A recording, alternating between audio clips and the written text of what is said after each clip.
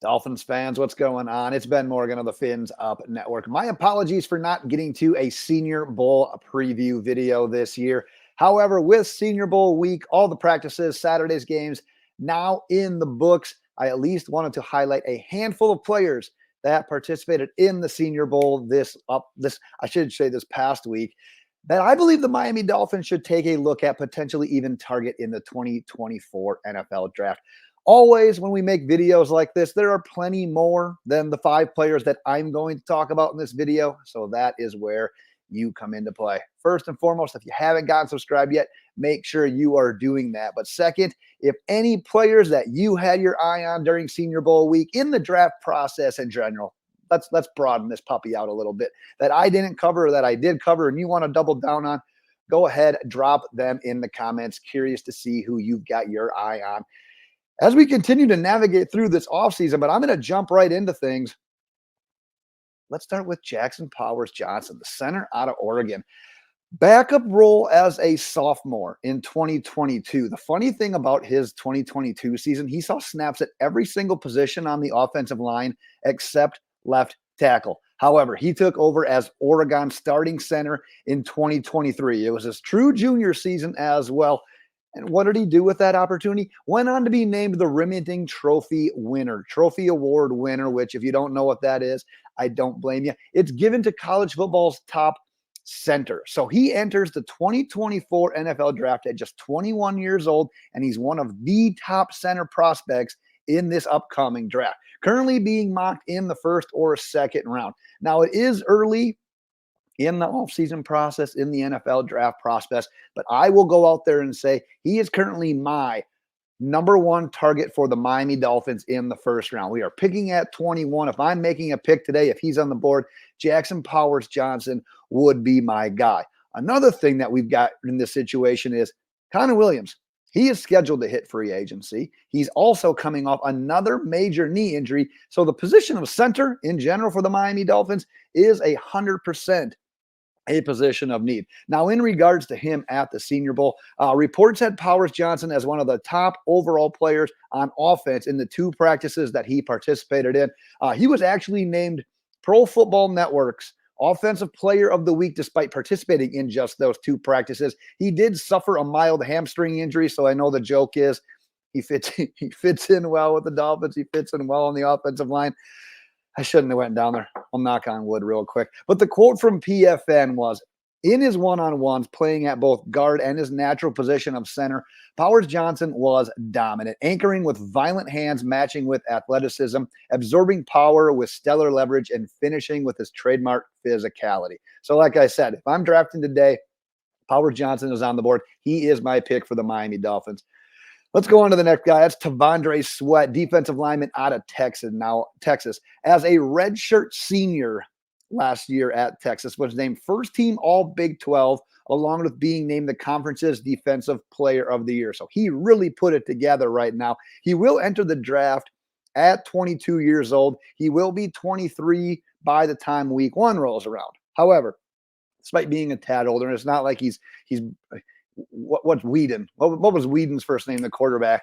Drop that in the comments. I'm blanking on his name right now. He's not 27 years old or whatever he was at the time, but he is going to be a tad bit older at this point in time, but currently ranked as the 5th best interior defensive line on NFL mock draft databases, consensus big board. I'm going to reference them a lot. I like their product. I like what they do. Kind of a consensus of all sorts of people that are submitting stuff from their NFL draft rankings, their mock drafts, their big boards. So you're going to hear me reference that a lot in these videos.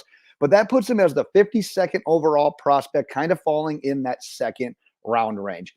Now, when it comes to Sweat, I haven't gotten to dive into as much of his tape yet, but some of the strengths that I've at least read about and heard about and seen in glimpses, the words that come to mind here: massive interior defender, nearly immovable, swallows up double teams, and engulfs running lanes. Things you like to hear from an interior defensive line. Curious, because he did not weigh in at the Senior Bowl. However, he is listed at 362 pounds at Texas. Y'all know how that works with universities. They're not always telling the truth. So it is going to be interesting to see what he measures in at later this offseason at the NFL Combine. But he was also noted for several impressive reps during the week of Senior Bowl practices. Like Powers Johnson, he was also an award winner last year in college, named the winner of the Outland Trophy, which is given to the nation's top interior lineman.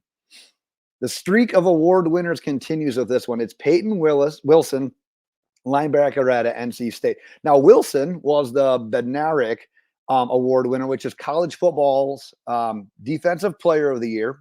That works. That's a pretty damn nice award to be winning. The Butkus Award winner, which I'm sure you know goes to the nation's best linebacker, and he was also the conference's, the ACC Defensive Player of the Year. Wilson, that's a dude where athleticism just pops. That's one of the first things you're going to notice. It jumps off the take. Now, he technically played 5 seasons at NC State. However, he played in only 2 games back in 2021. So injuries are definitely something to monitor when it comes to Payton Wilson. Multiple knee surgeries with torn ACLs, multiple shoulder injuries as well. You got to believe that the injuries are kind of one of those top concerns for teams at the next level. 6th ranked linebacker on the NFL draft database that I had talked about, puts him at 102 overall, which kind of puts you in that 4th round range. But man, you look at him last year at NC State. He completely crushed it. 138 tackles, 17.5 tackles for a loss, 6 sacks, 3 interceptions.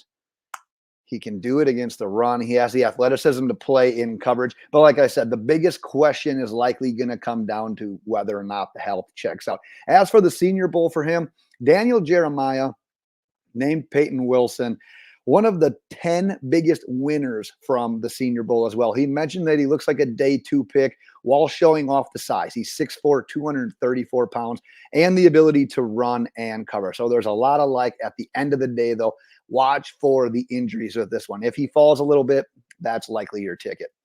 Let's go to a safety out of Utah. That's Cole Bishop. Now, he's leaving Utah after his junior season. He's not the fastest. He's not the most athletic safety that you're going to cross. But man, surefire tackler. That's what you're going to notice right away. Surefire tackler that kind of excels the closer he gets to the box, which if we would have had Vic Fangio, I probably would have left Cole Bishop off the list. We'll see how things go with Anthony Weaver. But for the sake of this, Fangio's not in the picture anymore. We'll throw Cole Bishop into the mix.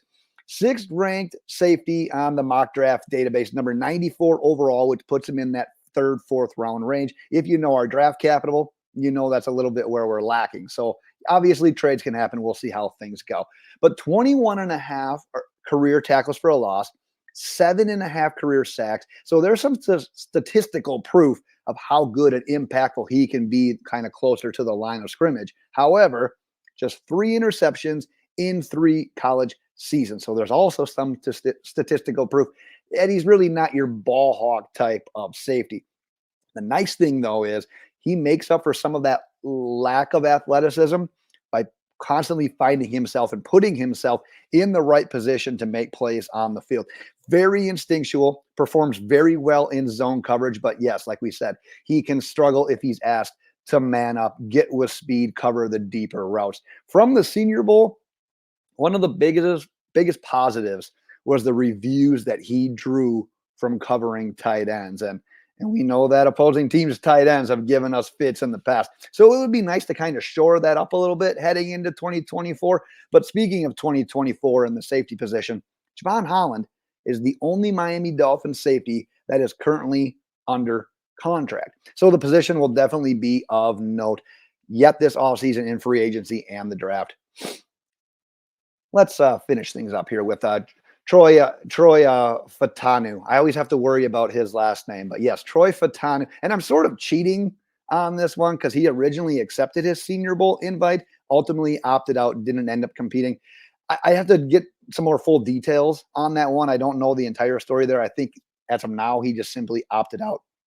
But I did save one of my personal favorites and the best for last because, like I said, at number 21 in the 1st round, I'm between Fautanu and Powers Johnson at that pick. He's currently ranked as the number 6th offensive tackle on the NFL mock draft database big board, which is number 25 overall. Kind of puts him in play, obviously, for Miami there at number 21. Now, it is early, and a lot would depend likely for any team as to how he does in camp, how things work out with him and other players. But I was told that Miami currently views him at guard at the next level. So keep that in mind as a possibility as well. But man, he is another one, just another one on this list that just racked up the accolades last year in college. All Pac-12 first team, winner of the Morris Trophy that's given to the best offensive lineman in the Pac-12, but super athletic, heavy hands, all the feel-good words, all the feel-good phrases that you want to hear when it comes to an offensive line, really excels as a run blocker. Obviously, we already talked about the position versatility. Apologize for any jumpiness. I had to pause real quick, but where I was going with that is one question mark that maybe is still around him is the arm length and how it kind of translates into his pass protection. So that's maybe one of the reasons why he potentially is better suited at guard. Regardless, he is definitely in play for the Miami Dolphins at number 21. And yeah, we're going to be talking about him a lot in our draft coverage, in our prospects, in our mock drafts. That's going to be a name that we're all going to continue to hear a lot of and learn more about together. But that is what I have got for today, Miami Dolphins fans. Like I said, drop the prospects that have caught your eye in the comments. Curious to see which players have your attention. Get subscribed if you haven't already. I've got a lot of great things planned for this offseason that you're going to love. I'm just assuming that way. Hopefully you're going to love, but like I said, get subscribed if you haven't done so already, and we will be back with plenty of more Miami Dolphins coverage. That is my time for today, Miami Dolphins fans. Until next time, fins up.